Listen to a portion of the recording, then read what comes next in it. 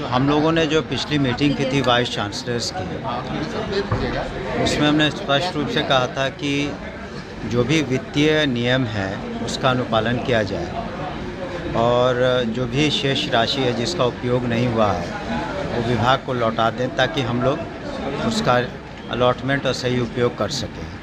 दूसरी चीज़ है कि जो डाटा हम लोगों ने मांगा है वेतन संबंधी इत्यादि, ताकि जो ऑडिट होता है विश्वविद्यालयों का या हम लोगों के कार्यालय का, उसमें पारदर्शिता रहे। तो इस वजह से हम लोगों ने ससमय मांगा था डाटा।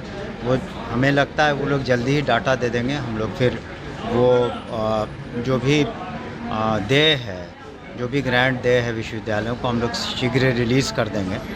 और इसमें कोई ऐसी बात नहीं है, लेकिन उन्हें भी देखना चाहिए कि ससमय जो भी फाइनेंस से संबंधित, वित्त से संबंधित, क्योंकि वित्तीय नियम सभी के लिए लागू है।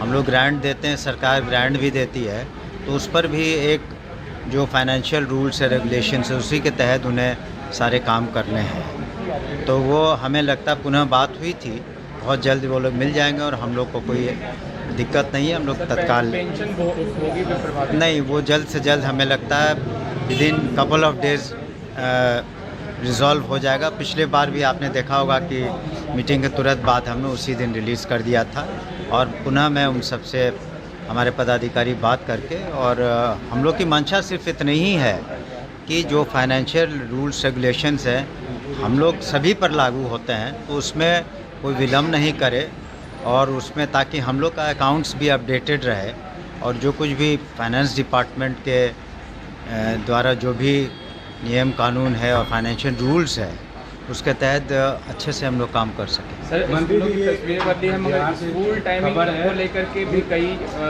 चीज़ें उभर कर देखिए, वो उस पर कई बार बातें हो चुकी हैं और उसमें जो राइट टू एजुकेशन इत्यादि सबको देख के ही कुछ निर्णय लिए गए हैं। ज़रूरत होगी तो उस पर हम लोग गौर करेंगे। हम लोगों ने अपने पदाधिकारियों से बात किया है, लेकिन एक सर्टेन आवर्स तो पढ़ाई करनी है।